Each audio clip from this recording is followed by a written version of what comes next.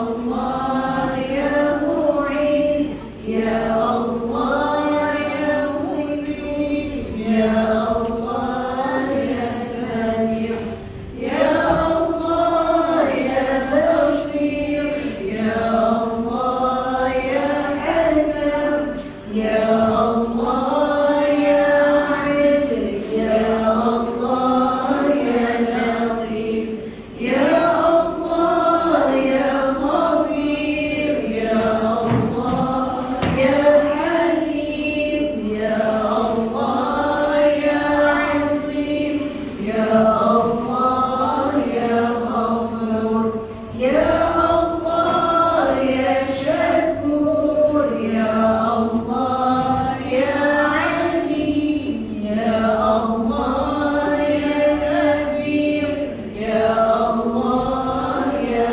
حفيظ يا الله يا مقيت يا الله يا حسيب يا الله يا جليل يا الله يا كريم يا الله يا رقيب يا الله يا مجيب يا الله يا واسع يا الله يا حكيم يا الله يا ودود يا الله يا مجيد يا الله يا بعيد يا الله يا شهيد يا الله يا حق يا الله يا وكيل يا الله يا قوي يا الله يا متين يا الله يا ولي يا الله يا حبيب يا الله يا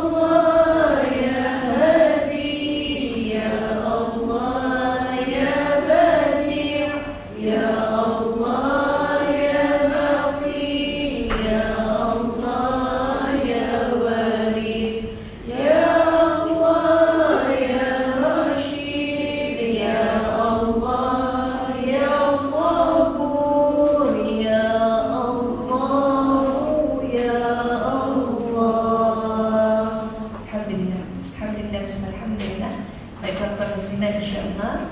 Moga-moga dengan lantunan Asmaul Husna seluruhnya yang nampaknya tidak bernyawa, yang nampaknya seolah-olah tidak hidup, apa yang ada di sekeliling kita ini turut bersama berzikir yang membesarkan Allah insya-Allah.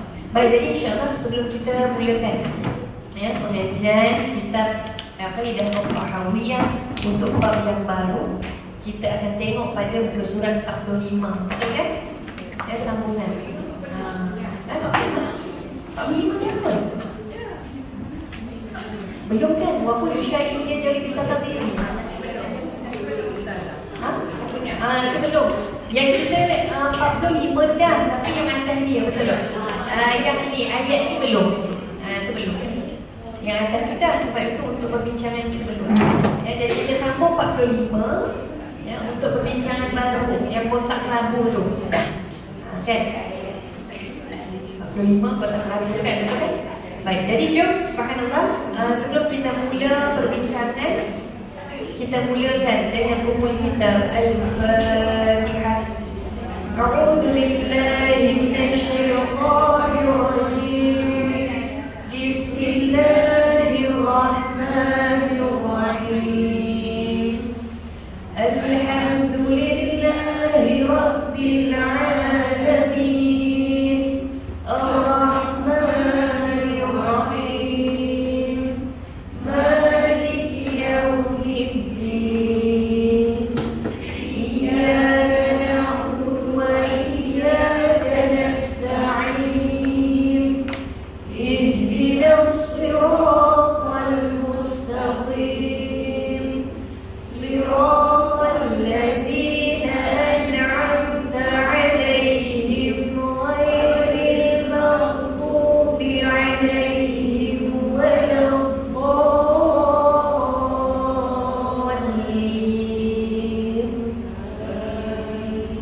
Baik, bismillahirrahmanirrahim. Wala ta'suru kita lillahi ta'ala. Jadi insya-Allah kita tengok perbincangan pada muka surat 45. Macam biasa saya baca, puan-puan muslimat ikut. Boleh? Yang tak ada kitab tak apa. Kongsi-kongsi lah. Kalau tak pun tak apalah, ikut je dulu. Baik, bismillahirrahmanirrahim. Wa kullu syai'in yajri bitaqdirihi wa masyiatihi tanfudhu la masyiata lil ibadi illa ma syaa lahu fama syaa lahu kana wa ma lam yasha lam yakun. Baik. Apa kata Imam At-Tahawiyah berkaitan tentang bab baru yang kita belajar hari ini? Tengok maksudnya pada muka surat sebelah 46. Atas tu maksud dia. Tengok 46 atas tu ada dua perenggan tu, dua-dua tu maksudnya. Tetapi secara mudahnya saya bacakan ikut terjemahan bil harf, mengikut terjemahan kalimah dan huruf. Baik, kita tengok pada depan. Masih lagi dalam bahasa Arab di depan tadi. Wa dan kullu, setiap atau tiap-tiap, syai'in, sesuatu, yajri bitaqdirihi, maksudnya bitaqdir, bi itu dengan, yajri berlakunya dengan takdirihi, sama ada takdirnya atau ketentuannya sama. Jadi dalam ayat pertama tu bahasa mudahnya, dan tiap-tiap sesuatu yang terjadi adalah dengan ketentuan ketetapannya, yakni Allah. Baik, sambung. Wa dan masyiatihi, kehendaknya, tanfuzu, terlaksana, la tanpa, masyiata, kehendak, lil ibad, hamba, illa, melainkan, ma, apa, syaa, yang dikehendaki Allah, lahum, untuk kamu. Jadi dalam bahasa mudahnya begini, dan kehendak, segala yang terlaksana, yang mengikut kehendak Allah, tanpa mengikut kehendak manusia atau hamba, melainkan segala itu berlaku menurut apa yang Allah kehendaki. Bahasa mudahnya itu ya. Baik. Fama, maka apa syaa dikehendaki lahum untuk kamu, kana pasti berlaku. Dalam arti kata apa yang Allah kehendaki untuk manusia itu kana pasti. Ini bukan cakap akan berlaku Kana ni maksudnya pasti berlaku. Wama dan apa lam tidak yasha dikehendaki, lam tidak yakun akan berlaku. Jadi nak ceritanya, apa yang Allah kehendaki pada hamba-Nya, pada manusia, ia pasti berlaku. Tetapi apa yang tidak dikehendaki Allah ke atas manusia atau hamba, tidak akan berlaku. Jadi nak cerita mudah untuk kita faham dalam tajuk ini, usaha manusia atas kadar usaha. Yang nak jadi tentukan ia berhasil atau ia berjaya, semuanya atas izin dan ketentuan daripada Allah Azza wa Jalla. Jelas? Jadi maksudnya, kalau kita usaha dan ditakdirkan kita berjaya, jadi manusia jangan mudah-mudah sombong kata aku berjaya sebab usaha aku kaya sebab kerja aku hebat sebab diri aku. Salah kata tu. Sebab kita belajar ni, faman syaa'a kana, apa yang dikehendaki Allah ke atas hamba-Nya, maka pasti berlaku. Maka usaha kita ini adalah dengan kadar ikhtiar manusia, ikhtiar hamba. Kadang-kadang perasan atau tidak, setuju atau tidak, apa yang Allah bagi itu adalah lebih daripada usaha kita. Betul ke tidak? Usahanya ada, tapi tak banyak-banyak, tapi dapat. Nampak? Sebab bukan dapat atau tidak itu kerana kita manusia, tetapi dapat atau tidak itu kerana kasihnya, belasnya daripada Allah Azza wa Jalla. Jadi ini pertama untuk kita mukaddimah ni tajuk kita. Apa dia? Segala-gala yang berlaku, segala-gala usaha ikhtiar manusia, semuanya adalah dengan izin Allah ia berlaku. Sebab tu ada orang, dia apa? Ustazah, dah usaha macam ni, usaha macam ni tak dapat. Kata para ulama, boleh jadi usahanya belum cukup bersungguh, ya, sehingga kan Allah tidak memberikan lagi. Atau pula kadang-kadang kan kita sebut Allah memberi ini dengan cara yang berbeza-beza, betul? Dia tak sama dengan penilaian dan fikiran manusia. Kita fikir kalau kita buat macam ni Allah akan bagi begini, tapi tidak bagi Allah. Contoh kita kata, oh kalau aku kerja ni usaha, maka Allah akan bagi duit ini dengan cara begini, rezeki itu dengan cara begini. Tetapi kan Allah bagi itu dengan kehendak Allah, dengan apa yang Allah tetapkan. Dia tidak sama dengan ketetapan manusia. Jadi boleh jadi dengan usaha kita tak dapat duit pun, kan? Ya Allah, aku dah usaha gini, kenapa duitnya tak tambah-tambah? Kenapa duitnya tak banyak-banyak? Rupanya Allah bagi rezeki pada jalan dan cara yang lain. Allah bagi rezeki dengan anak yang dengar kata. Nampak? Kan boleh jadi apa yang Allah bagikan tadi mengikut usaha kita tidak seperti apa yang kita mahukan hasilnya, tetapi Allah pergi dengan cara yang lebih baik kadang-kadang, tak terfikir dengan manusia. Kan diberikan kesihatan. Jadi kan bila bagi sihat, tak payah keluar duit, nak beli ubat, jumpa doktor, duit dia terjaga. Nampak? Mungkin boleh jadi begitu juga cara Allah kabulkan permintaan kita. Usaha kita buat, tapi begitu rupa-rupanya Allah nak beri jalannya.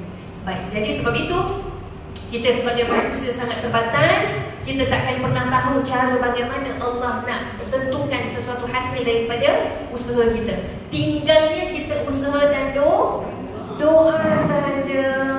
Usaha dan doa sahaja. Sebab doa inilah yang akan mengarahkan apa hasil insya-Allah dengan izin Allah. Ya, moga-moga. Baik, jadi jom kita tengok pada yang di bawah itu. Sifat Allah sebagai pencipta diiringi dengan sifat mengetahui setiap perkara, kerana ilmu tentang ciptaan adalah syarat bagi pencipta. Okay, nampak tak bawah tu? Ada kecil je, halus je kan? Baik, dalam bahasa mudahnya begini, Allah nak cipta sesuatu. Contoh kan, kita ni usaha, Allah dah tahu dah apa hasil yang Allah akan bagi dari usaha kita. Nak ceritanya, Bila Allah cipta sesuatu, Allah cipta makhluk, Allah dah tahu semua dalam ilmu Allah apa yang mereka akan dapat, apa yang mereka akan buat, apa yang mereka akan ditakdirkan. Semua dalam pengetahuan Allah belaka. Jadi bila Allah cipta sesuatu, Allah cipta contoh kesedihan. Setiap orang ada kesedihan yang tersendiri. Dan Allah pasti tahu setiap kesedihan yang Allah cipta itu ada apa di sebalik kesedihan. Contoh kan orang biasa dengar begini kan, lepas hujan turun akan adanya pelangi yang indah. Contoh itulah kan kita kena hikmah di sebalik sesuatu. Dan apa? Manusia ni tahu tak apa hikmah? Tahu tak? Kita kan Allah Ustazah, Allah puji saya gini, tak apalah hikmah nanti adalah. Tapi kita sebut je hikmah nanti. Tapi kita tahu tak apa itu hikmah dia? Belum, selagi mana kita tak tempuh apa nanti. Hikmah tu kadang-kadang bukan tengah jumpa esok. Hikmah tu mungkin 5 tahun akan datang, 10 tahun akan datang, baru nampak hikmah. Setuju tak? Tapi Allah Azza wa Jalla, sedangkan Allah yang menciptakan susah ujian tadi, Allah dah tahu dah apa hikmah walaupun berlaku 20 tahun akan datang. Itu dalam pengetahuan Allah. Jadi nak ceritanya, jangan pernah berburuk-buruk sangka kepada Allah. Kita manusia 5 minit saja pun kita tak tahu jadi apa. Tapi semua dengan izin Allah, dengan pengetahuan Allah, dengan ilmu Allah, Allah tahu setiap terperinci untuk makhluk. Jadi itu maksud untuk perkataan ataupun ayat bagi nombor 57 tersebut. Ya?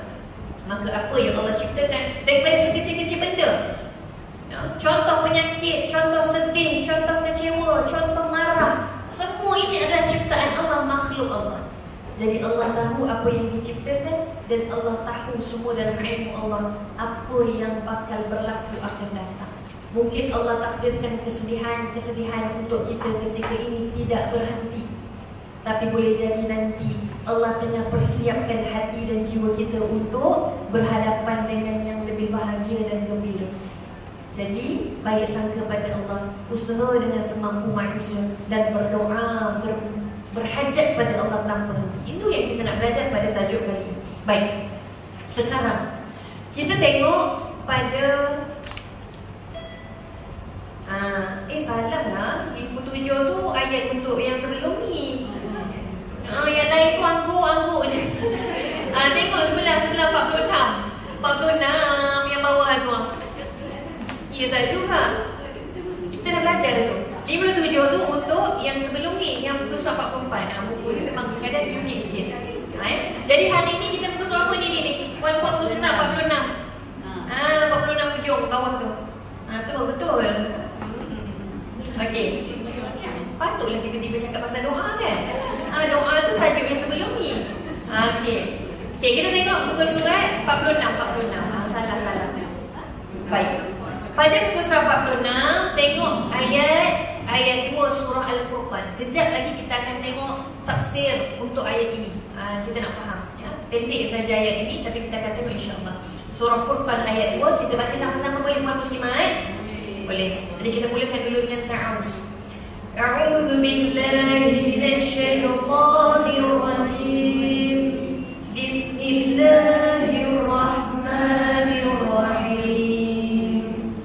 Wa khalaqa kulla shay'in faqaddarahu taqdira. Sallallahu alaihi wasallam. Wa dan khalaqa, ya, yang menciptakan kulla setiap syai' sesuatu, dan dialah Allah yang menciptakan kulla setiap syai' sesuatu. Faqaddarahu, Allah menciptakan sesuatu itu adalah dengan menentukan taqdira, keadaan makhluk dengan ketentuan takdir. Jumpa tak? Apa tu? Jumpa? Jumpa. Takut tak nampak?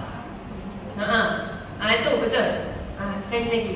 Yang ni muka surat 46 bawah. Aku tak jumpa kan. Memang dia kecil sikit kan. Kalau boleh kan pergi kat DIY tu, beli yang tu kantong besar. Kadang-kadang cermin mata tak cukup lagi. Pergi DIY tu beli yang kantong besar kecil tu. Kan? Beli. Nampak sikit. Ya. Baik. Dan dialah yang menciptakan tiap-tiap sesuatu, lalu menentukan keadaan makhluk itu dengan ketentuan takdir yang sempurna. Taqdir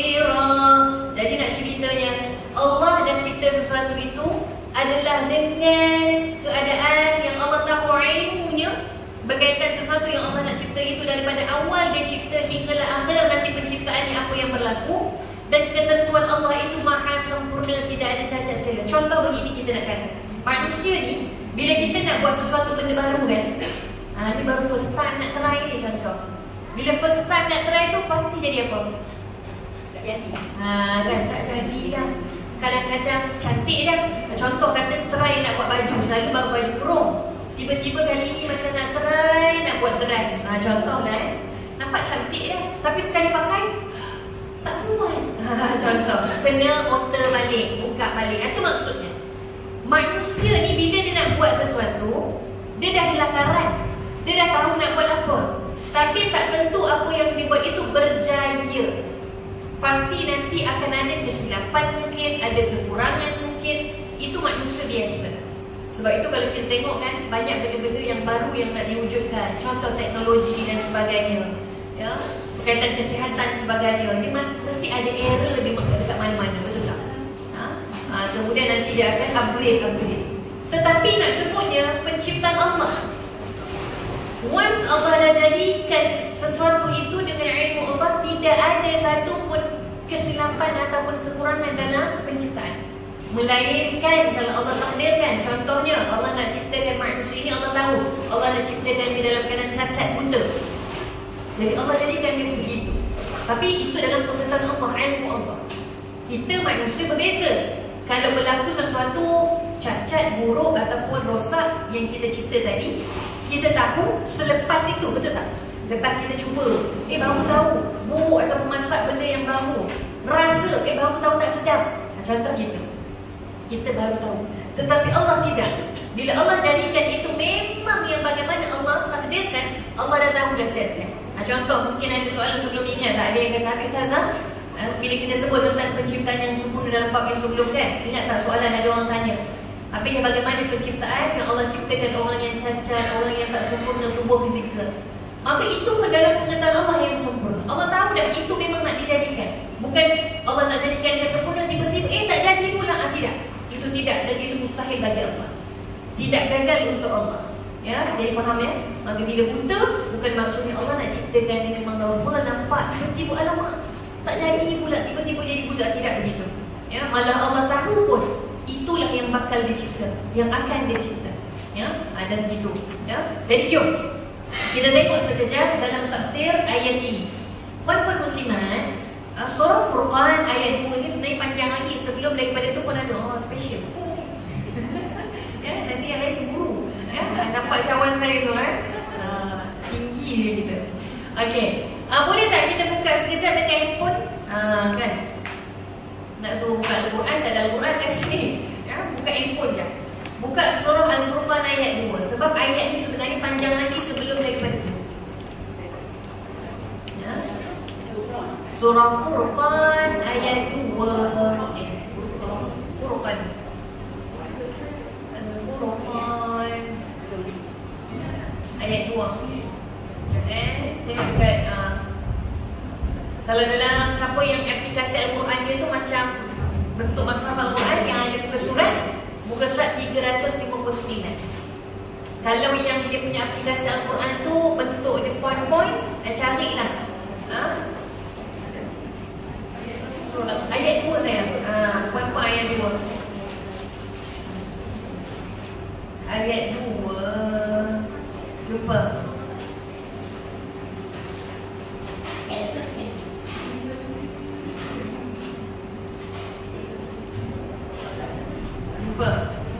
Kena minta bantuan. Banyak sangat ni ayat ni.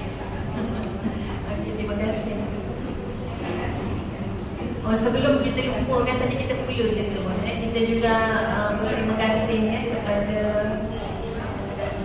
tempat yang memberikan kita peluang. Kita nak makan angin, tukar angin hari ni. Kita bersama di restoran Bidadari. Baik, jumpa ke tak tu? Kita nak baca je lagi ni boleh? Baik. Dia taklah panjang sangat, tapi ada juga 2 line. Okay? Okey, tak apa. Kita edar dulu air tu sementara ada yang mencari. Kalau yang tak jumpa, tolong angkat tangan. Orang sebelah tolong cari tarik kan. Ya, sambil air itu diedar. InsyaAllah.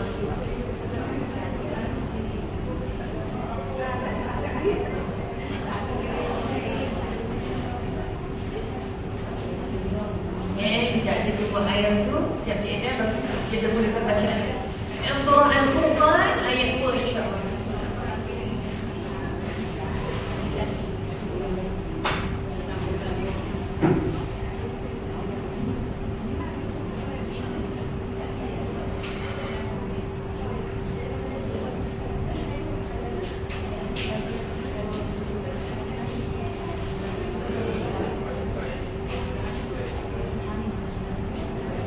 Semua dapat air dah?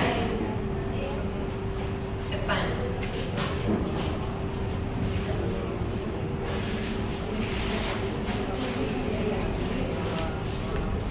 Okey. Nampaknya semua yang tinggal ni kan. Okey, jom kita mulakan bacaan ya, ayat 2 surah Al-Furqan. Kita akan bincang sekejap nanti tentang tafsir ayat ini. Ya, tadabbur sikit sebab dia ada kaitan dengan tajuk kita hari ini. Jadi kita mulakan dulu dengan ta'awuz puan-puan muslimat. A'udzu billahi minasyaitonir rajim. Bismillahirrahmanirrahim. Alladzina hum mulkus samawati wal ardh wa lam yattakhidh waladan wa lam yakul lahu sharikun fil mulk wa khalaqa kulla shay'in faqaddarahu taqdira. Sadaqallahul azim. Baik, kita tengok pada kalimah ini dulu. Bila sebut tentang alladzi lahu mulk, mulk tu maksudnya apa? Iaitu kerajaan. Maka Allah lah yang memiliki kerajaan. Kerajaan ni kalau kita faham, satu benda yang besar kan. Kalau kita kat Malaysia, kerajaan Malaysia itu pun rasa besar dah, nak kena jaga. Ya, apatah lagi kalau Allah disebutkan dalam Al-Quran, kerajaan Allah meliputi as-samawat. Di langit semua itu adalah milik kerajaan Allah, pentadbiran Allah. Wal di bumi juga adalah kekuasaan dan pemerintahan Allah. Jadi nak ceritanya apa? Bila Allah ini yang memiliki langit dan bumi, hanya Allah pemiliknya. Faham ke faham? Dalam ayat ini nak sebutnya hanya Allah pemiliknya. Jadi kalau kita fahamlah hanya Allah pemiliknya, kita tengok alam, kita tengok apa yang Allah cipta pun dah cukup besar dan hebat, betul? Maka sebab itu kata ulama, nak kenal Allah, ma'rifatullah, nak kenal siapa itu pencipta, kenallah, tengoklah apa yang dicipta. Subhanallah. Tengok alam, tengok gunung, tengok laut yang luas, subhanallah, tengok langit yang tak berhenti, yang Masya Allah. Kita akan belajar, pastilah yang menciptakan itu jauh lebih hebat dan berkuasa dari apa yang dia cipta. Ini kita belajar. Maka Allah itu pemilik. Yang hebat-hebat itu Allah milik. Maka Allah itu jauh pasti akan lebih hebat daripada apa yang dia cipta. Baik. Maka sekarang kita nak sebut, bila sebutkan tentang Allah lah memiliki kerajaan yang ada di langit dan di bumi. Dan pada sambungan disebutkan walam, dan tidak yattakhidh walada. Allah ini dia tak punya anak. Kenapa dalam ayat ini disebutkan tentang anak?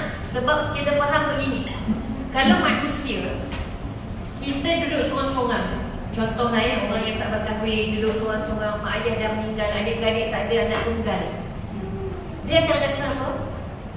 Sunyi. Kemudian apa-apa dia rasa macam seolah-olah tak mampu buat, kan? Sebab itu kita sebab itu Nabi SAW ya, menyebutkan memuliakan anak yatim itu adalah sangat mulia kedudukannya, sehingga Nabi kata dekatnya orang yang memuliakan anak yatim dengan aku nanti di hari akhirat ibaratnya begini. Nabi kata sangat dekat. Sebab apa? Anak yatim ni dia tak ada mak ayah. Dia daripada kecil nak hidup kan payahlah, nak cari makan, nak belajar dan sebagainya. Maka dia perlukan orang lain untuk bantu. Anak perlukan mungkin saudara mara, nenek atuk, contoh. Jadi dalam ayat ini kenapa Allah kata tentang anak? Sebab kalau kita tengok contoh dalam agama Nasrani kata apa? Nabi Isa itu anak Tuhan. Ataupun dalam agama ataupun dalam kepercayaan Yahudi, mereka kata Uzair itu adalah anak Tuhan. Jadi dalam ayat ini Allah nak kata, aku hebat bukan kerana aku ada keturunan. Aku hebat bukan kerana ada bantuan. Aku hebat bukan kerana ada yang membantu aku untuk mengurus dan mentadbir. Tetapi aku hebat kerana aku sendiri yang maha hebat. Ini maksudnya. Dapat? Jadi macam kita lah kan, kita kan dah makin berusia, dah makin tak kuat fizikal, lutut dah tak kuat, badan dah lemah. Bila berjalan, dia tak cukup tongkat. Nanti anak akan tolong tolong pimpin anak, tolong papa. Tu maksudnya nak faham secara logiknya. Yang manusia kita berbeza. Kita bila lemah, kita perlukan ada orang yang memimpin anak kita, membantu dan sebagainya. Tetapi nak cerita dalam ayat ini, Allah meng-highlightkan, menerangkan bahawa aku hebat bukan kerana ada yang lain, atau bukan kerana aku punya anak, tetapi hebat aku adalah kerana kehebatan Allah. Dan sambungan ayat ini, walam, dan tidak yakul lahu syarik, ya, maka dan tidaklah ada sekutu baginya, syarik, sekutu, ya, fil mulk, dalam kekuasaannya. Maksud sekutu ni apa? Yang ada dua, ataupun tidaklah Allah itu berkongsi kekuasaannya dengan yang lain. Ya, contoh ada kan yang kata, macam contoh agama, kita ambil agama Hindu, kan? Mereka percaya apa? Oh, ini Tuhan yang menjaga ini Tuhan yang menjaga ini Tuhan, banyak sangat Tuhannya. Kan sebab itu kalau lalu kat kuil, ada kadang-kadang patung yang banyak tangan. Contoh kan, sebab dia kata ialah tangan tu banyak, satu ni nak buat yang ni, satu ni nak buat yang ni, satu ni buat ni. Atau pula kadang-kadang di kuil banyak-banyak pula bentuk yang berbeza-beza. Sebab dia percaya yang ini jaga ini.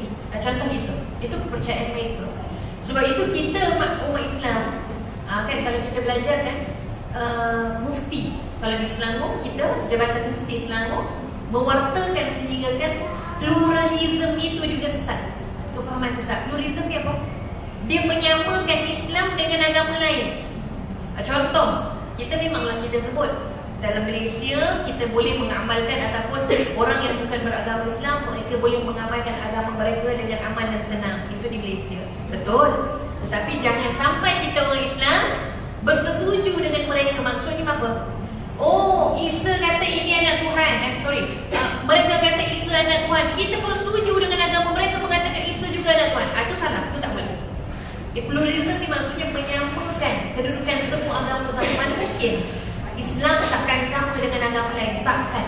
Sebab agama lain semua, walaupun ada namanya, tetapi mereka itu sesat dan penuh kesesatan. Itu kena jelas, ya. Jadi pluralism ni apa sekali lagi? Kefahaman yang menyamakan semua agama. Tak boleh, ha? Jadi sebab itu pluralism ini adalah diwartakan pada sesat. Baik. Kita tengok sambung pula. Subhanallah.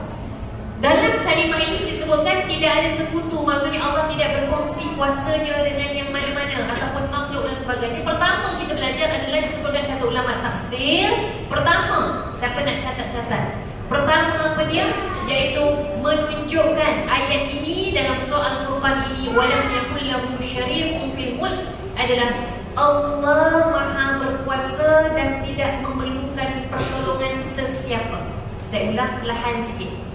Allah Maha berkuasa dan tidak memerlukan pertolongan sesiapa. Ini untuk ayat yang kita baca tadi, walam yakul lahu syari'un fil mulk. Allah Maha berkuasa, tidak memerlukan pertolongan sesiapa. Ini pertama. Ya? Boleh dapat? Laju sangat. Boleh, Boleh. Yang kedua, kata ulama tafsir, ayat ini juga menunjukkan kedua adalah, kalau tadi Allah tak perlukan pertolongan yang lain. Yang kedua adalah ayat yang sama tadi, Allah tidak pernah turunkan kuasa kepada sesiapa pun untuk mengurus alam. Saya ulang. Allah tidak pernah menurunkan kuasa kepada sesiapa pun untuk mengurus alam. Allah tidak pernah menurunkan atau memberi kuasa kepada sesiapa pun untuk mengurus alam. Dia berbeza dengan mukjizat. Mukjizat ini adalah perkara luar biasa yang berlaku kepada Rasul kerana untuk menunjuk dan membuktikan kerasulannya. Mukjizat ini hanya berlaku pada ketika itu saja, saat itu saja. Contoh Isra wal Mi'raj, dia ada waktu tempohnya. Dah habis tak ada dah. Dia bukan tiap malam Isra Mi'raj. Macam tu, faham? Contoh lagi mukjizat Nabi Muhammad SAW yang mana air keluar dari celah-celah jari Nabi. Itu pun berlaku pada ketika itu. Cumanya itu kita sebut banyak-banyak mukjizat para anbiya, termasuklah Nabi Muhammad Khatimul Anbiya, yang wujud sampai sekarang hanyalah Al-Quranul Karim. Itu pun sebab itu kalam Allah, kata-kata. Jadi nak katanya, kalau ada orang kata, oh Allah tu bagi kuasa dekat Nabi sekian-sekian, tidak. Kuasa itu ataupun kita sebut mukjizat yang luar biasa itu hanya berlaku pada waktu tempoh itu saja. Dia tidak hinggalah selama-lamanya. Faham tak? Ya? Contoh kalau kita kata Nabi Musa AS dikenal sebagai manusia yang boleh berkata-kata dengan Tuhan. Dia boleh berkata-kata ketika saat yang dia naik atas bukit itu saja. Kemudian itu pun jatuh pingsan, betul? Lepas itu tak ada dah. Kan? Tak ada dah kisah peristiwa ataupun kita sebut lepas meninggalnya ataupun habislah zaman itu, tidaklah ada lagi kisah-kisah sebegitu. Jadi kuasa ini dalam arti kata adalah tidak menurunkan kuasa. Allah tidak jadikan manusia atau makhluk boleh cipta makhluk lain. Faham?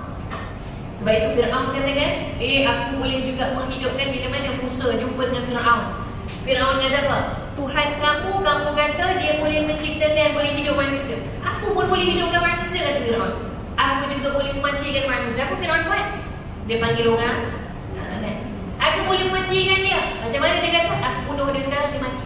Aku pun boleh hidupkan dia. Macam mana kata Fir'aun? Kalau aku biarkan dia, dia hidup. Gitu. Tapi mustahil bagi dia kalau lepas orang tadi mati untuk dihidupkan semula. Itu sangat mustahil. Jadi gitu. Maksudnya Allah tidak menjadikan makhluk boleh mencipta sesuatu yang hidup ataupun boleh menghidupkan sesuatu yang tidak ada atau yang mati dan juga mustahil datang. Manusia ini hanya boleh mengurus saja. Mengurus apa yang Allah dah cipta. Kita tak boleh cipta pokok, betul tak? Kita hanya boleh tanam pokok je. Itu pun tanam pokok tak tentu hidup.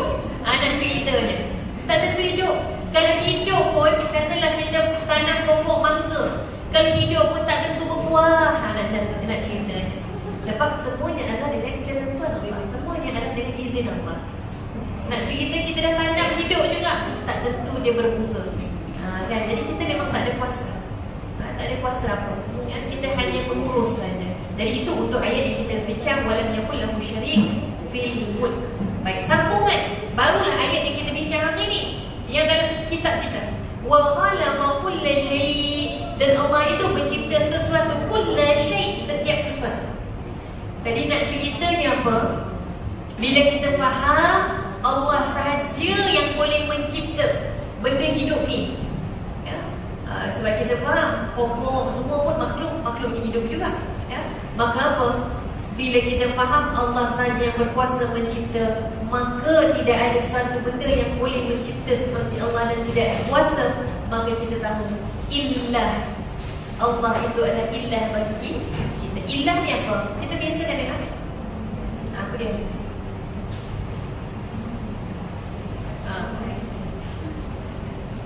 Kalau dalam surah An-Nas, cuba perhati sekejap saya baca. Dalam ayat ini ada 3 nama ataupun sifat Allah yang kita dengarkan. Cuba dengar betul-betul. Bismillahirrahmanirrahim. Qul a'udzu birabbin nas, rabbin nas, malikin nas, ilahin nas. 3. Apa dia antaranya? Pertama, apa dia tadi tak? Pertama apa tadi? Rabb. Rabb ini adalah Tuhan yang mentadbir, Tuhan yang menguasai. Arab. Malik, yang menguasai, yang memiliki. Ilah, apa dia? Yang hanya layak disembah. Ilah. Sebab itu bila sebut tentang ilah, hanya dia yang boleh kita sembah, hanya dia yang layak disembah, tak ada yang lain. Maksudnya, contoh kan, sebab tu baru-baru ni saya ada satu soalan. Saya terima satu soalan, dia kata begini, Ustazah, macam mana kalau saya nak buat rawatan, tapi kita tak tahu itu rawatan yang rawatan Islam, yang menggunakan ruqyah yang betul, atau rawatan yang ada sampingan khatam jin. Maka saya kata begini, senang saja. Antaranya kalau kita tengok perawat tadi, dia tidak guna mantra yang bukan yang memuji dan memanggil jin.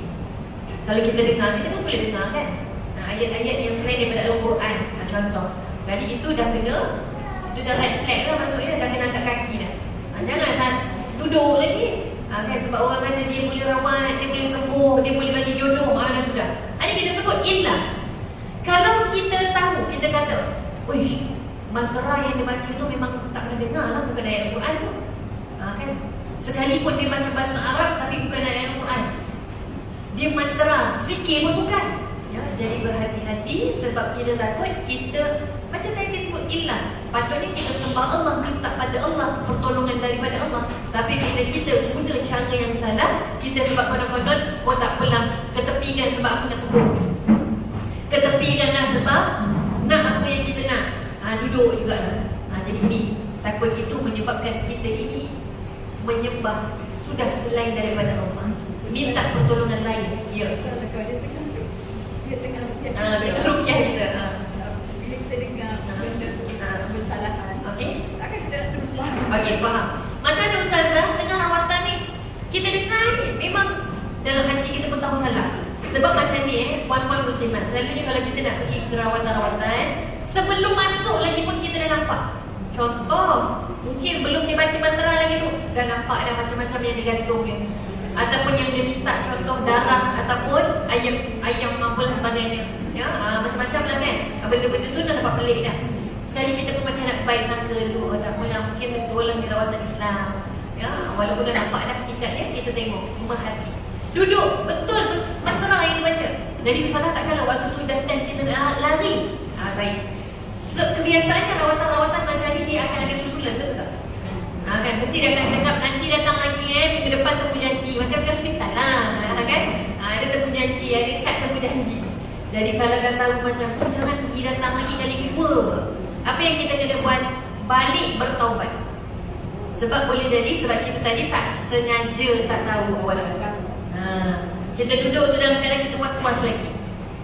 Tak apa, moga-moga Allah maafkan, Allah ampunkan. Jadi balik tu jangan okeylah, nanti depan kau dah pergi, tidak. Balik tu terus bertaubat kalau kita sedar. Jadi cara rawatan yang lebih baik. Begitu yes.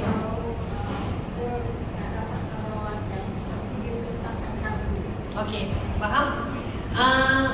Kalau rawatan Islam, contohnya ruqyah, kita biasalah apa-apa pun servis. Macam tadi soalan lagi saya ulang, macam mana Ustazah rawatan tu dia tetapkan harga. Kita pergi klinik pun ada harga, betul tak? Dia perkhidmatan maksudnya. Ya, pergi klinik, pergi hospital pun kena bayar. Ya, ini pun sama lah. Ya, jadi bila tetapkan harga, tengok juga. Kalau kita rasa tak mampu, pergilah cari yang lain. Banyak lagi ikhtiar, begitu. Kita pun rasa sama lah. Kita ada hospital swasta, ada hospital kerajaan. Hospital kerajaan bayar RM1. Hospital swasta, benda yang sama, rawatan yang sama, ubat yang sama, bayar RM1,000. Contoh. Kita pilih nak yang mana. Gitulah maksudnya. Jadi kalau ruqyah ini pun biasalah, ya, ada je pembayaran dan sebagainya. Sebab kita kena tahu mereka juga ada bayar perawat-perawat, ya, bangunan yang mungkin mereka sewa. Bayaran tu biasa. Tapi kalau bayaran itu kita rasa tak mampu untuk kita bayar, mungkin terlalu mahal. Jadi macam saya sebut, kita ada pilihan yang lain. Mungkin ya, insyaAllah. Baik, soalan lain. Ya.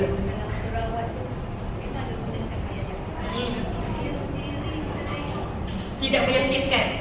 Sebab macam tak solat. Okey. Macam mana kita tahu dia tak solat? Nampak. Maksudnya mungkin waktu rawatan tu, contoh kan, semua orang ramai tengah beratur, dia je dari tadi tak berhenti-berhenti. Waktu solat pun dia sambung. Contoh-contoh. Kan? Itu maksudnya signal. Baik, tolong kanan.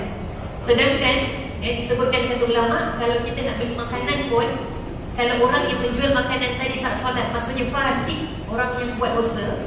Dosa lah tadi, dosa besar ni, tak solat. Contoh, kita pergi beli kat pasar malam.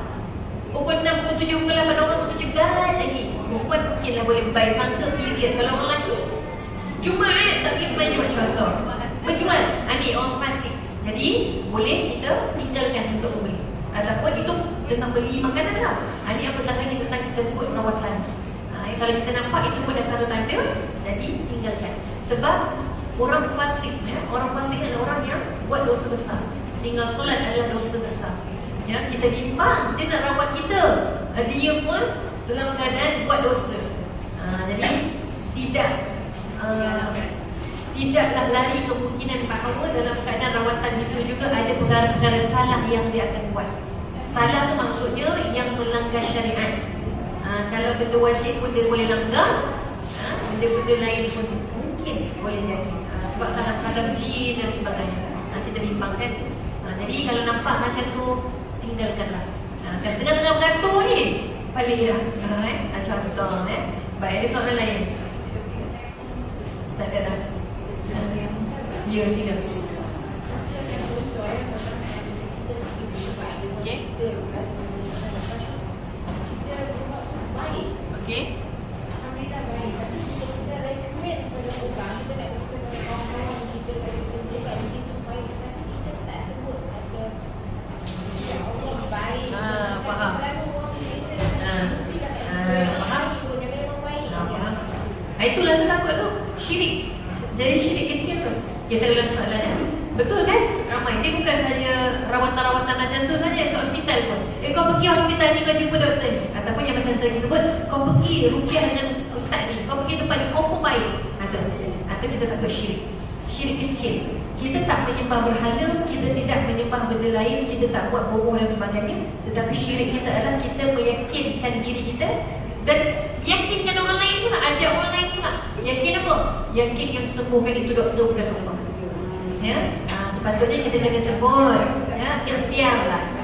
Ini jalan ikhtiar yang bagi sembuh itu Allah. Itu kena fahamkan tu, itu akidah tu. Bahaya. Kalau kita biasakan, nampak macam biasa.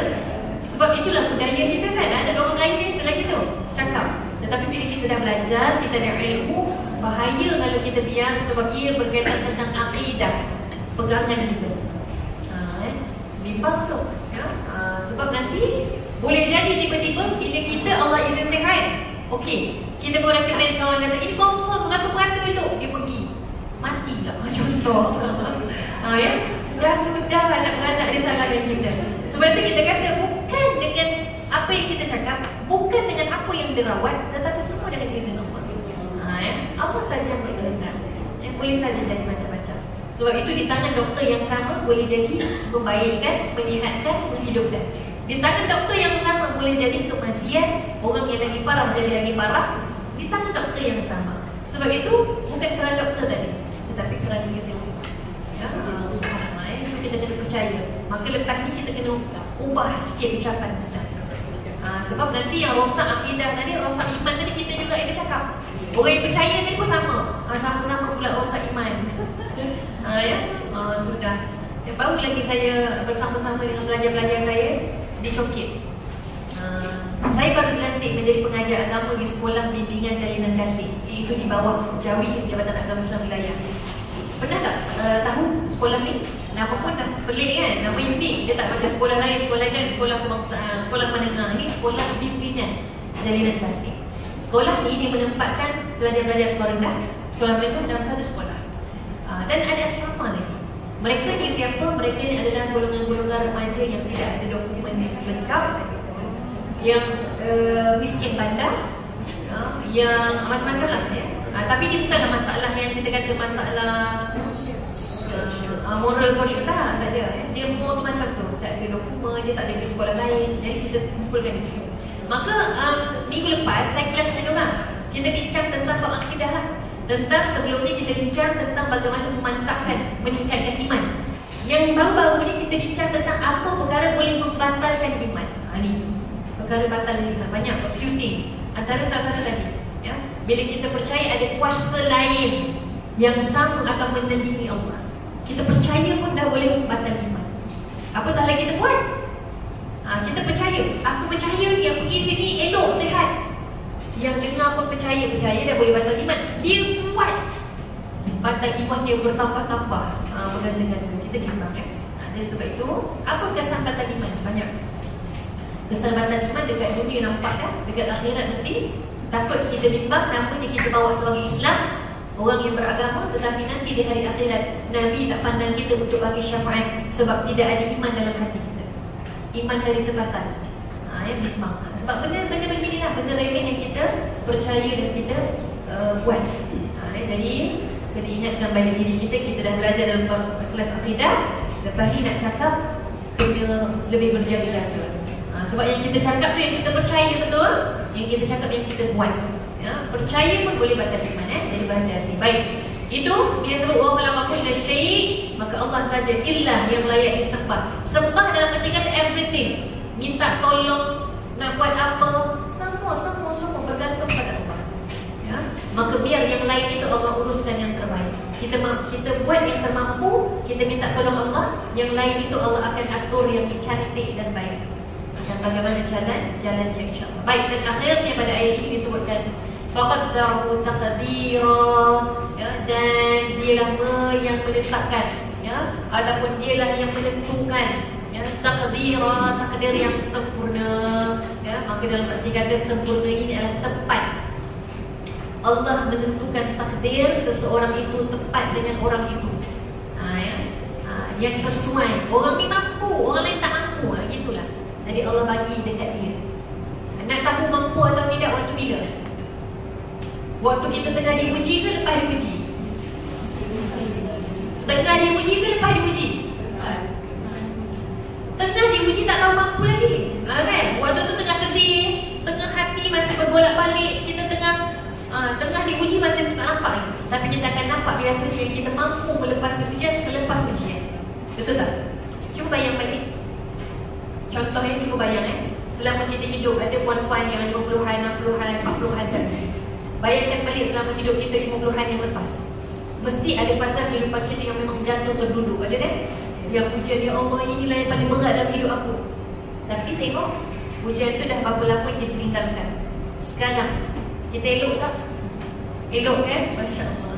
Jadi bila kita pandang belakang, kita akan, ya Allah, waktu tu itulah ujian yang paling teruk yang aku hadap.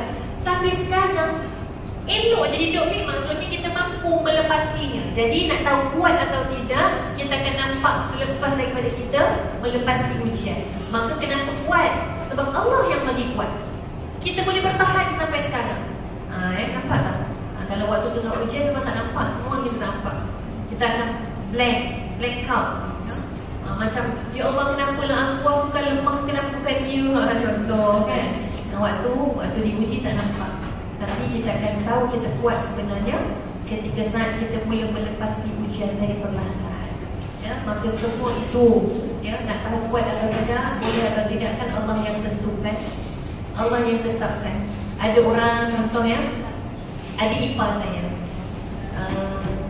bulan lepas suaminya baru meninggal dunia, umurnya 28 tahun, jantung tersumbat. Doktor diagnose bila buat postmortem kan, ke atas jenazah, yang tersumbat tadi sangatlah minor sikit.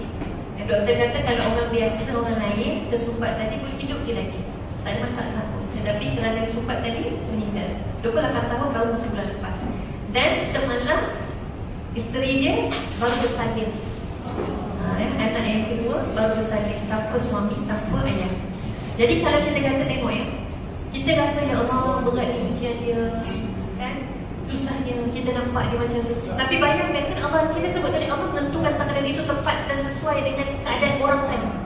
Allah bagi sebab dia mampu. Memanglah waktu tu dia rasa tak mampu, sekarang ni mungkin dia rasa lemah lagi, tapi ada sokongan, keluarga sokong dan sebagainya. Tapi bayangkan kalau kita yang kena, kan? Kenapa Allah tak bagi kita? Sebab kita tak sekuat dia. Allah bagi kita yang lain pula. Contoh itulah. Allah tahu memang setiap orang yang Allah cipta ini makhluknya apa yang sesuai untuk dia. Jadi sebab itu kita nak sebut untuk akhir ini, jangan pernah banding-banding ujian kita dengan orang. Kenapa lah ujian dia sikit dia, Allah ujian aku ni banyak sangat. Jangan banding-banding, sebab boleh jadi ujian yang sikit itu pun dah melemahkan dia. Kita ujian yang banyak ni tetap masih kuat, Allah bagi. Kan? Resilience level, resilience yang bertahap, ketahanan seseorang itu kan berbeza-beza. Jadi boleh jadi kita nampak sikit, kita yang nampak sikit. Mungkin dia waktu tu dah memikirkan tentang hidup dan mati saja. Kita tak tahu. Itu ketahanan dia, itu kesesuaian dia, itu dia. Sebab itu jangan pernah bandingkan ujian kita dengan orang lain. Tengok saja diri kita, belajar sesuatu. Sebab itu kata Syekh Abdul Qadir Al-Jailani berkaitan bab ujian, kalau kita diuji susah, jangan tengok orang yang senang. Kita akan sakit hati nanti, jiwa kita akan lebih parah. Tapi tengok orang yang lagi susah dari kita. Gitu. Belajar begitu. Jadi moga-moga kita akan belajar itulah qada dan qadar akhirnya, yang dia salah satu rukun iman yang kita kena pegang. Kalau tidak cukuplah kekuatan iman kita seandainya qada dan qadar ini kita tak percaya dengan sungguh-sungguh. Wallahu a'lam. Baik, ada soalan lagi? Masing-masing mata dah pandang-pandang tepi. Lepas ni nak keluarkan apa lagi? Lepas ni apa lagi? Baik, soalan. Ayo. Okey, cerita Okey, cerita betul.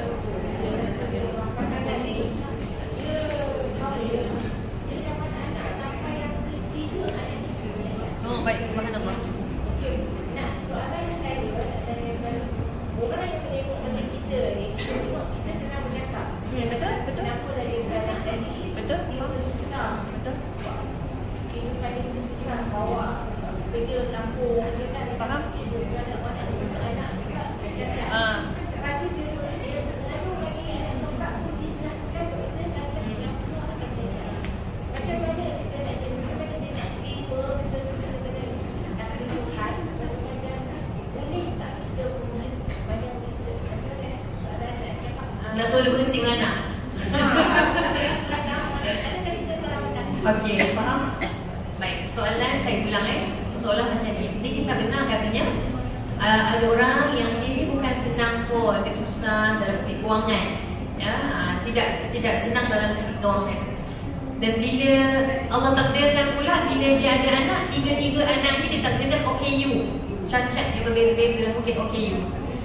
Kita yang nampak ni, boleh tak kita nak nasihatkan dia, dah cukup-cukuplah beranak tu, cukuplah 3 tu, jaga elok macam tu. Baik. Okey, yang keempat yang bakal ni pun dia sangat cacat on the way. Baik. Kita ni macam mana? Soalan saya yang pertama adalah, kita tengok dia sedih ke dia okey je? Dia yang berharapan, mak ayah dia okey ke? Sedih ke? Dia meminta tolong lah. Okey. Sumbangan. Okay. Faham? Tapi dalam hakikat dua-dua berusaha juga ke tidak? Isteri tak kerja. Okey, isteri tak kerja. Suami kerja kampung. Okey, faham.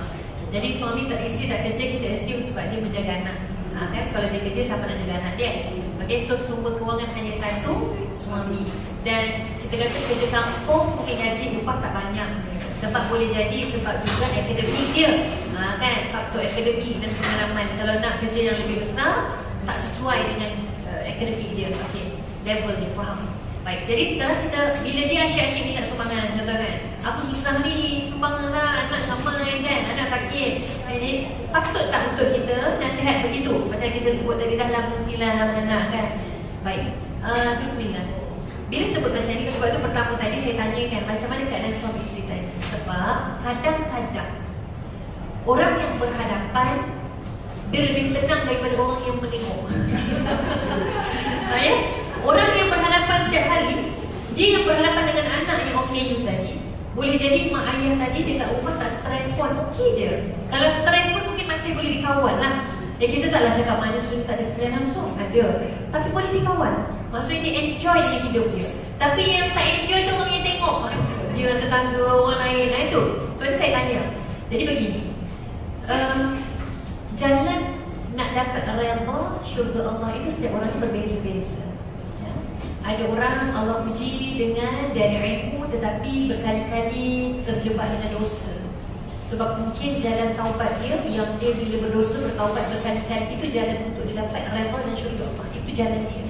Jadi kita tak boleh nak persoalkan, kenapa lah kau ni dah jadi baik, kau buat dosa lagi.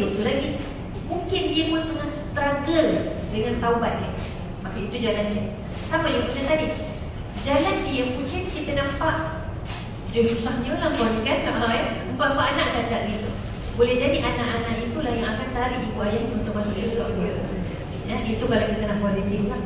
Jadi bagaimana untuk kita faham, kita orang luar, kita kadang-kadang kita tak tahu apa sangat. Dia sekadar mungkin dia minta bantuan lah tadi, sebab kita tahulah bantuan dia minta.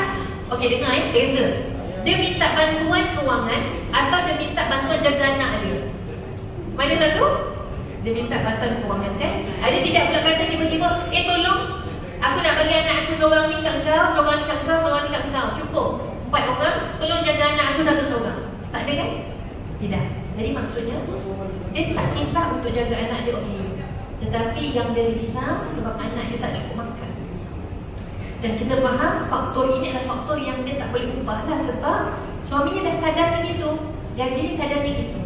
Jadi kalau kita sebut ya, mungkinlah saya faham orang jiran pelanggan ni risau, nanti anak kelima ada lagi cacat, ada contoh kita risau begitu. Mungkin apa yang kita boleh bantu ya, sebab saya faham biasanya kalau tanpa kita pun di klinik-klinik kerajaan juga biasa doktor-doktor ataupun nurse memang akan bagi tahu risiko. Puan-puan memang berisiko untuk mengandung lagi. Kalau mengandung lagi mungkin anak puan akan begini dan begini. Biasa memang maklum kan. Jadi akhirnya ibu tadilah ataupun bapa tadi ni yang akan buat keputusan sendiri. Kan? Kalau kita cakap begitu. Kita yang memandang dia dan tidak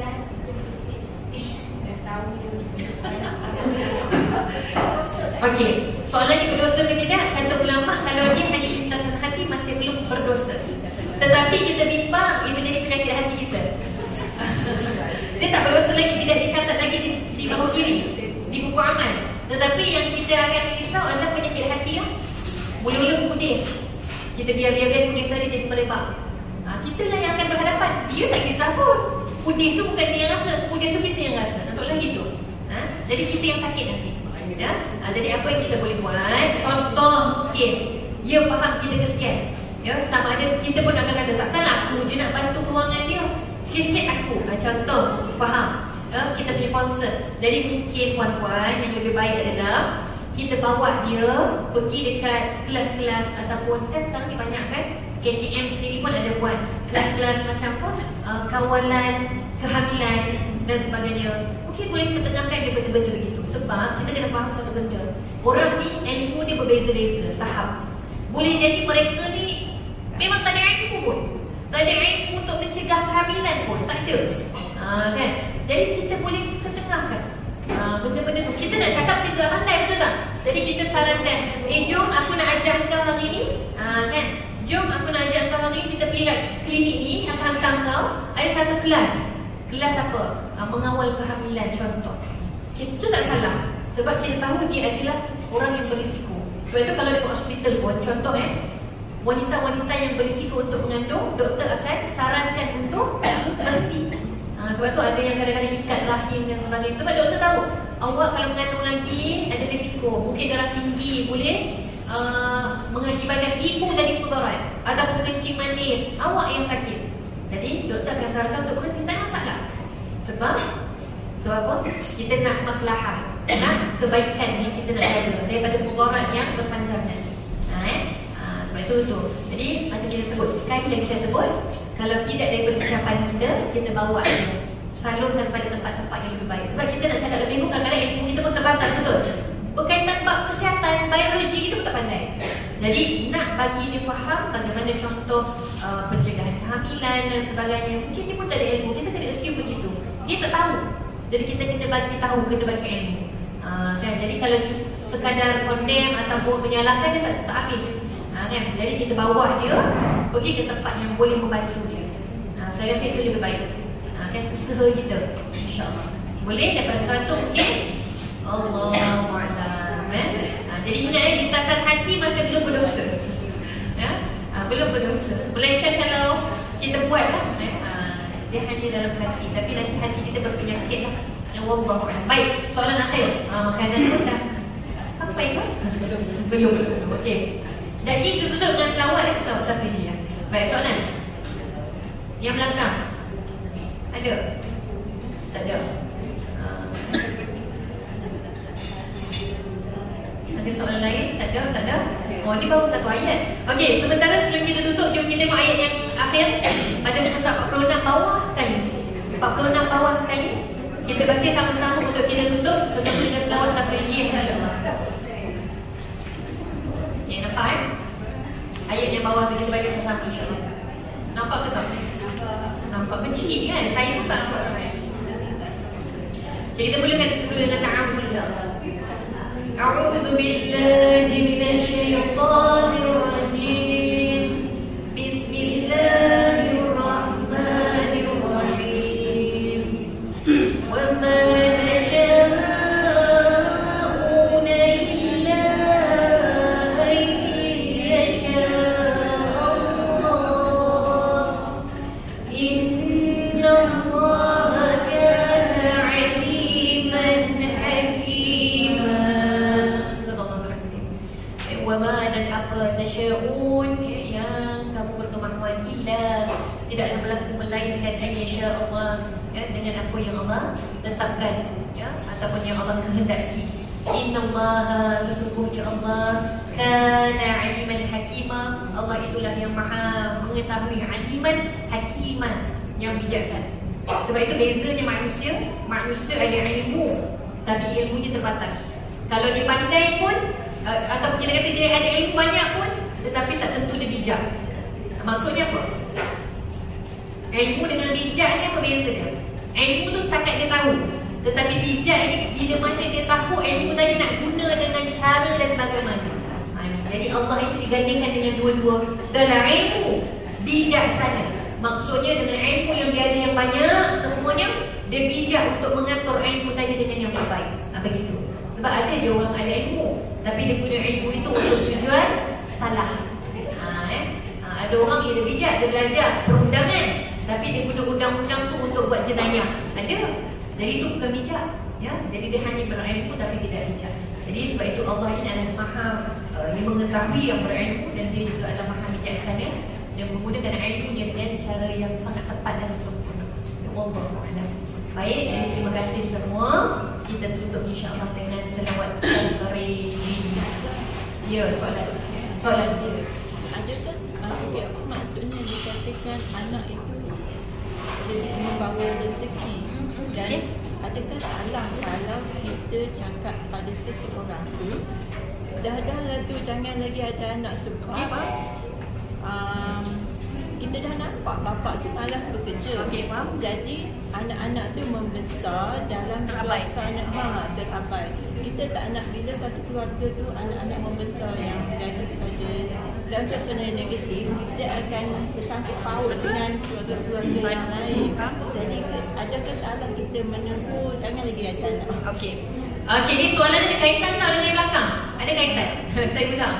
Ustazah, salah ke kalau kita tegur orang tu dia ni tak berkemampuan, tetapi dia tambah anak sampai akhirnya dia tak mampu nak didik anak, tak mampu untuk berikan apa asas untuk anak. Sampai kita ni orang terdekat ni, kita nasihat dia, salah tak kita nasihat dia dah cukup-cukup dah tambah anak? Sebab bapak dia tu malas bekerja. Sebab bapak dia tu memang malas bekerja. Yang dia rajin buat anak. Contoh ya. Baik. Jadi macam mana soalan dia, salah atau tidak kita yang menegur? Tidak menjadi masalah. Sebab kalau kita rasa mudarat itu lebih besar yang berlaku. Betul kita kata anak itu setiap anak membawa rezeki, tetapi kita kena faham setiap anak yang lahir bukan hanya setakat rezeki yang dibawa, tetapi bawa juga amanah dan tanggungjawab. Itu juga yang kita kena tengahkan kepada orang ramai. Kan jadi macam tadilah juga kan, kalau kata nak bagi tahu, kalau bagi tahu sendiri mungkin kita terbatas sebagainya, ataupun kalau kita bagi tahu kita susun ayat yang terbaiklah ya. Kita kena fahamkan, sebab itu kita kena fahamkan dengan masyarakat. Anak ini bukan, orang memang fahamkan anak itu rezeki, tapi di sebalik rezeki itu ada amanah dan tanggungjawab. Jadi kalau dia ada anak ramai, jangan nafkah tak bagi, apa semua keperluan asas tak cukup, ilmu tak bagi, maka ibu dan ayah tadi boleh dianggap dikira sebagai berdosa. Sebab amanah, ya. Allah bagi ni bukan dia punya selama-lamanya. Itu amanah, maksudnya itu hak Allah. Allah yang bagi, maka dia kena jaga. Ibarat Allah bagi pinjam sesuatu, kita kena jaga dengan terbaik. Maka bila sebut begitu, kita boleh sarankan, ya, mungkin kita boleh kata nanti anak nanti akan jadi lebih bermasalah, anak tak ada siapa yang pantau, akan jadi masalah sosial dan macam-macam. Boleh, ya, boleh saja. Ya, contoh kan, bila saya jumpa dengan seorang klien, saya kongsi sikit seorang ayah ni, dia datang mengadu sampai menangis-nangis. Jangan kita tak jumpa orang lelaki menangis, tapi waktu ni dia menangis sebab dia kata apa? Ustazah, saya dah mati kutu, tak tahu nak buat apa.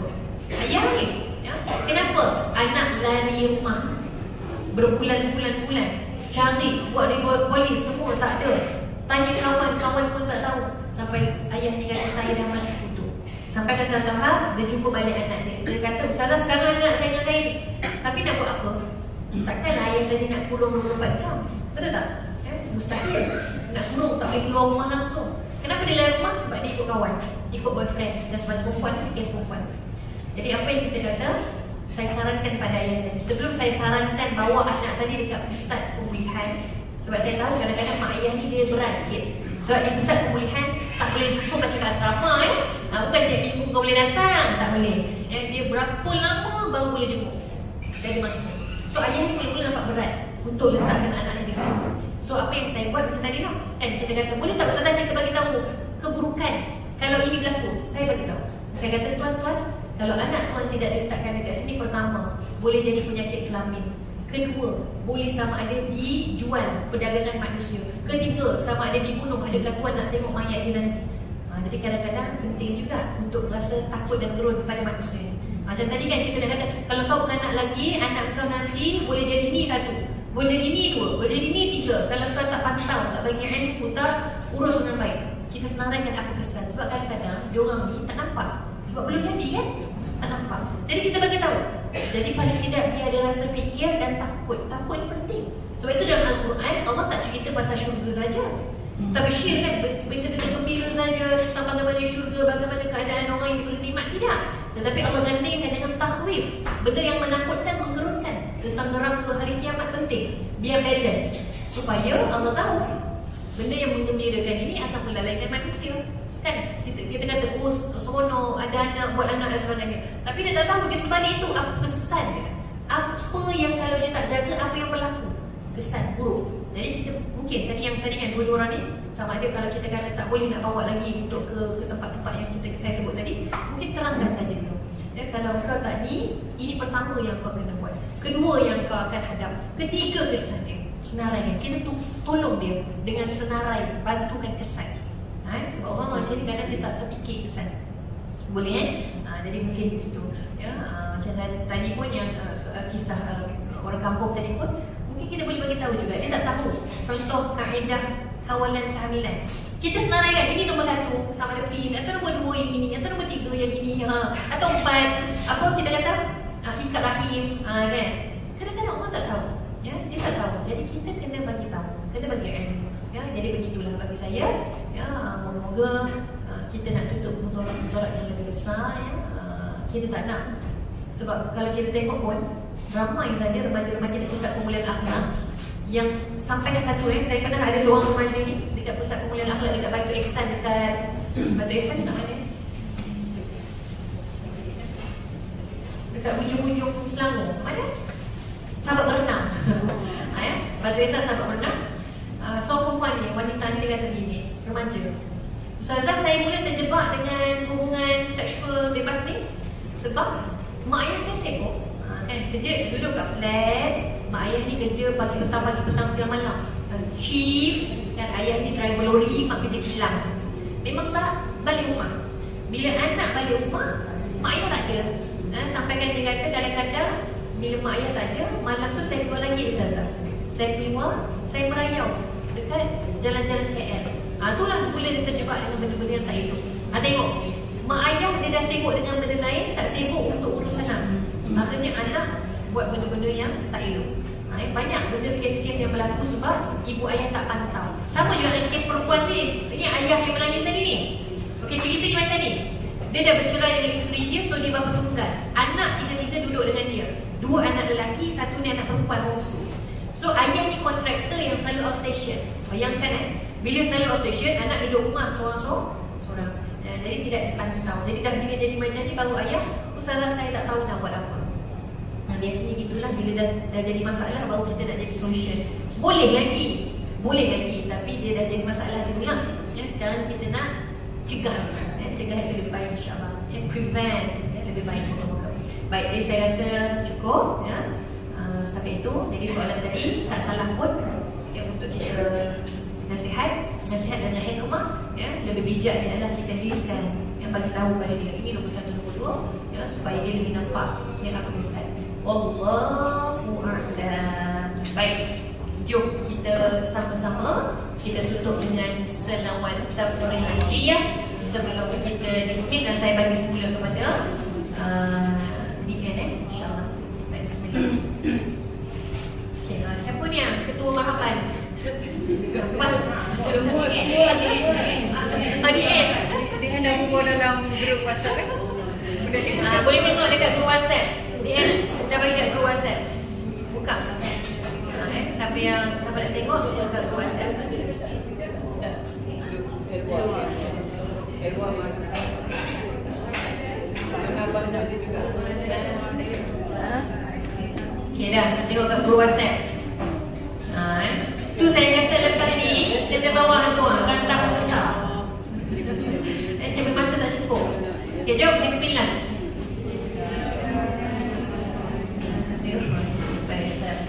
Allahumma salli salatan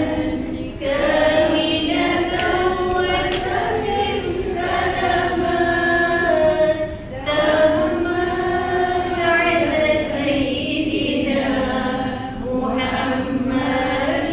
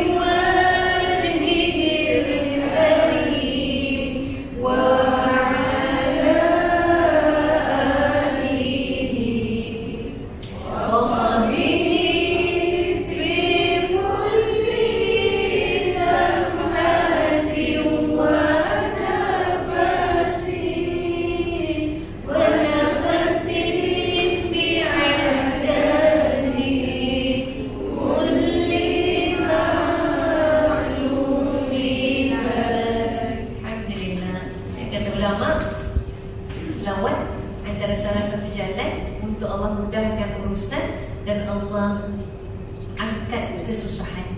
Selawat tafrijiyah ini pun antaranya kita minta Allah buka simpulan-simpulan ikatan. Maksudnya yang susah-susah bagi mudah. Amalkan insya-Allah. Baik, dan sebelum saya tutup saya ajar satu lagi zikir. Ini pun dia pendek je. Bunyi begini. Astaghfirullah, astaghfirullah, astaghfirullah, la illallah, kana tawwaba, astaghfirullah. Boleh tak? Kita 3 kali boleh? Masa 3 kali pusing, satu set. Boleh? Bismillah. Okay, 1, 2, 3. Astaghfirullah, astaghfirullah, astaghfirullah, la illallah, kana tawwaba, astaghfirullah, astaghfirullah, astaghfirullah, la illallah, kana tawwaba, astaghfirullah, astaghfirullah, astaghfirullah, la illallah, kana tawwaba. Khair, alhamdulillah. Ada bila berbunyi-bunyi muzik-muzik ataupun berlagu sikit gitu, dia sedap lah kan? Ulang-ulang insya-Allah.